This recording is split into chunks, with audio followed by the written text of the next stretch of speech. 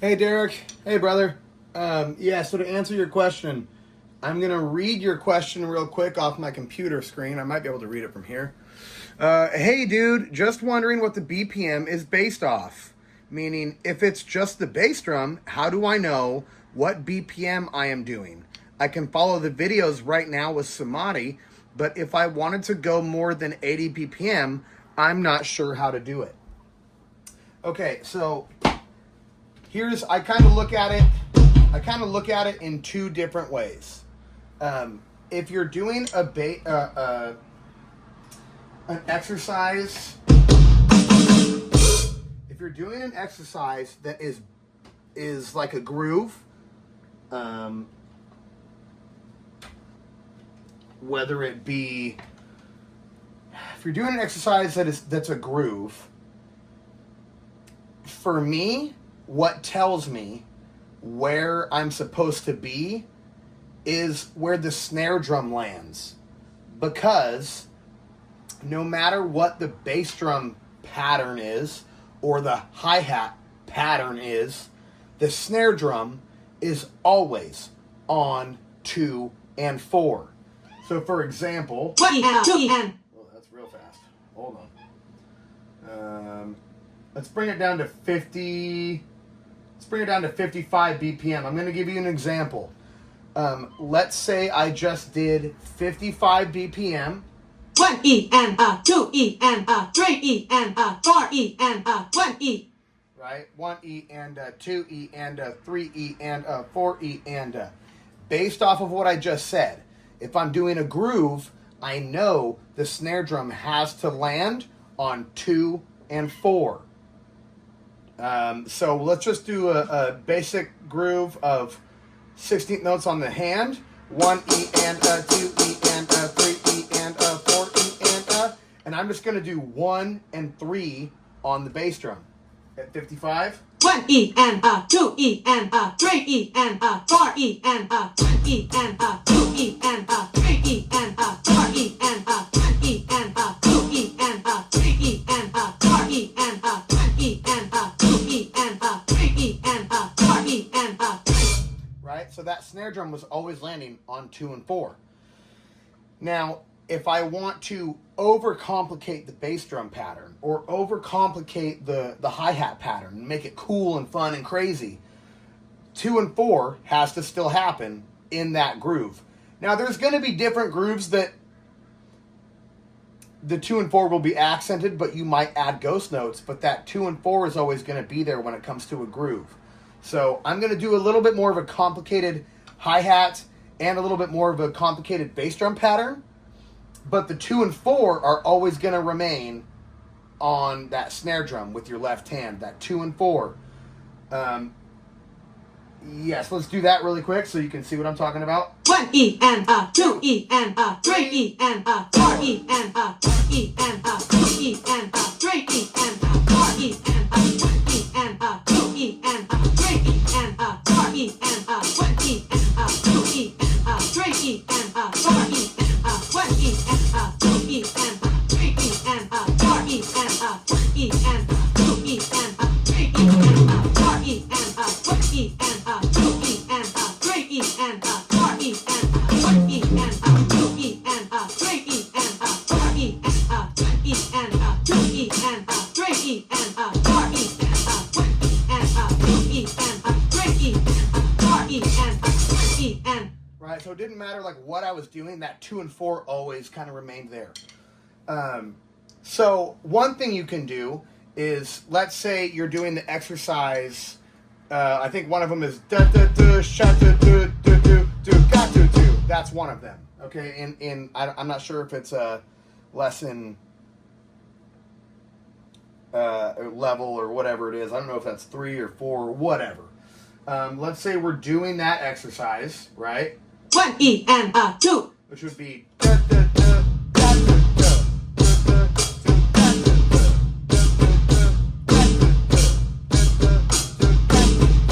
Right? So let's say, you're doing it with Samadhi at 80 BPM. Let's see what 80 BPM is. 1 E and 2 E and 3 E and 4 E and that 2 and 4 is always going to be there. 1 E and a 2 E and a 3 E and a 4 E and a 1 E and a 2 E and a 3 E and a 4 E and a 1 E and a 2 E and a 3 E and a 4 E and a 1 E and a 2 E and a 3 E and a 4 E and a 1 E and a 2 E and a 3 E and a 4 E and a 1 E and a 2 E and a 3 E and a 4 E and a 1 E and a 2 E and a 3 and a 4 E and a 1 E and a 2 E and a 3 and a 4 and a 1 E and a. Right? So, okay, so that's at 80. Well, his video doesn't go any faster than 80. What if I want to go faster than 80? Okay, that's fine. Just to make sure that 2 and the 4 stay on your snare. So let's go up to 90. And we're going to make sure that 2 and the 4 remains consistent on the snare. 1 E and a 2 E and a 3 E and a 4 E and a 1 E and a 2 E and a 3 E and a 4 E and a 1 E and a 2 E and a 3 and a 4 E and a 1 E and a 2 E and a 3 and a 4 E and a 1 E and a 2 E and a 3 and a 4 E and a 1 E and a 2 E and a 3 and a 4 E and a 1 E and a 2 E and a 3 and a 4 E and a 1 E and a 2 E and a 3 and a 4 E and a 2 E. Right, okay, so that can be a way for you to gauge it if you are doing a groove. Okay? Now, where it starts to get different, for an example, would be if I was doing a lesson, which is the 5-stroke starter chop. This is just an example. You've not done the 5-stroke starter chop yet, but this is an example. I can't base it off of the snare. I can't base it off the snare being 1 and or 2 and 4. I can't base it off that because the lick is.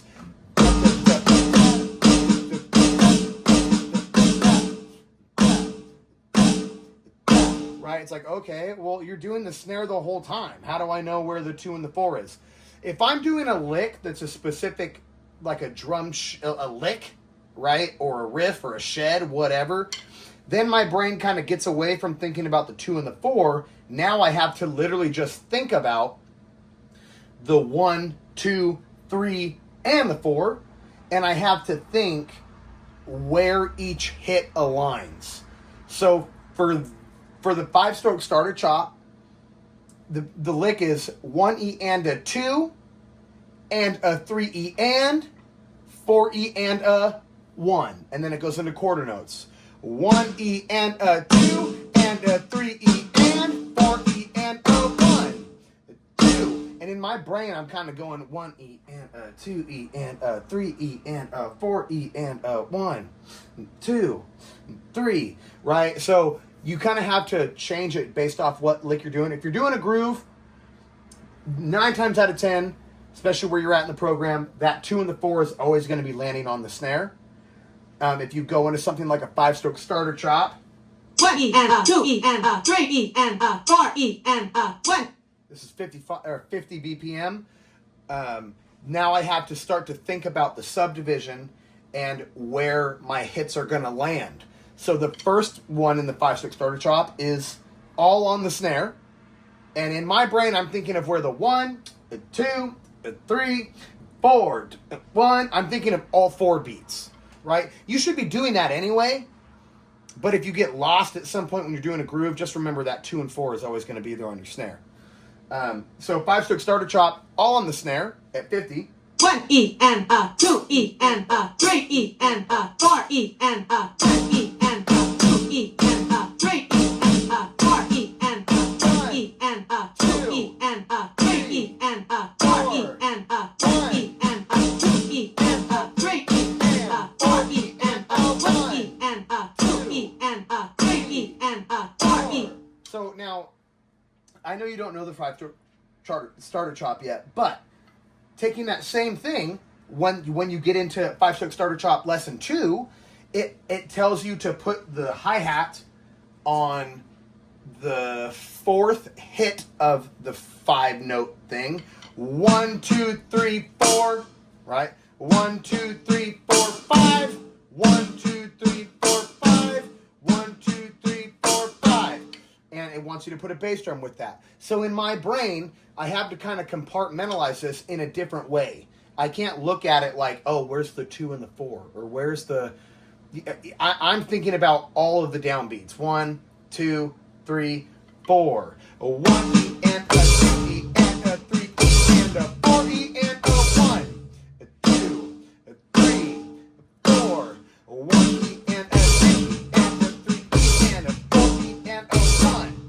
right? So it's going to vary depending on exactly what you're doing. Okay? Hopefully that makes sense. Hopefully that kind of clears some stuff up. Like I said, until you start getting into different licks.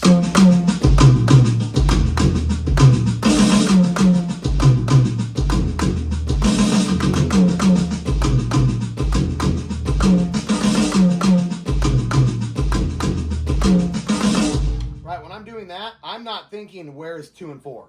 I'm thinking of the click in general. 1, 2, 3, 4. 1, 2, 3, 4. 1, 2, 3, 4. 1, 2, 3, 4. Right. So the way you in your brain are figuring out where the exactly how'd you word it? Let's see. Hold on. Hey, dude, just wondering what BPM. What is the BPM based off of? Like I said, in a groove, you can definitely rely on the fact that your snare is going to be on 2 and 4 always, no matter what your hands and feet are doing. 1, 2, 3, 4. 1, 2, 3, 4. 1, 2, 3, 4. 1, 2, 3, 4. 1, 2, 3, 4. 1, 2, 3, 4. Right, I'm still always hitting that snare on the 2 and 4. That's during groove type stuff.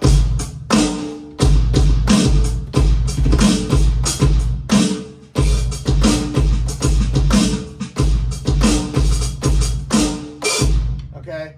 Now, like I said, once you get into more of doing like fills, then you kind of have to start to look at it more as individual notes. Where does each hit land and how does it land? Hopefully that answers your questions. If you have more questions or that doesn't make sense, message me.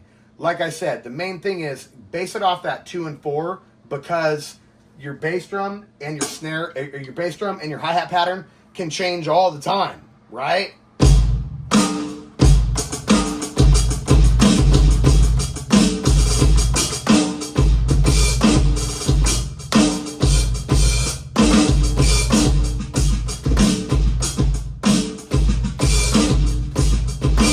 Now, are there going to be extra snare hits possibly on some grooves? Yes. Here's an example where I'm going to do some ghost notes, but I'm still going to accent the 2 and the 4 pretty heavily on the 2 and 4 on the snare.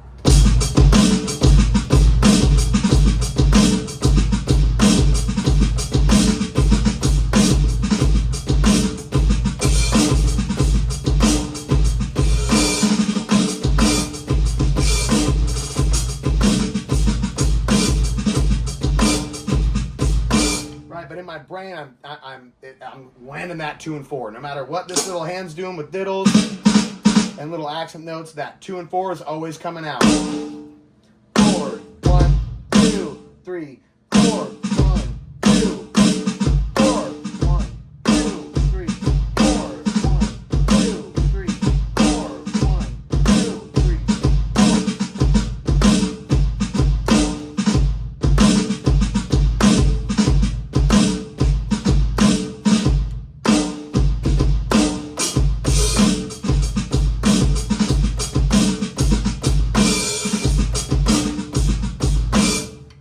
Hopefully that makes sense.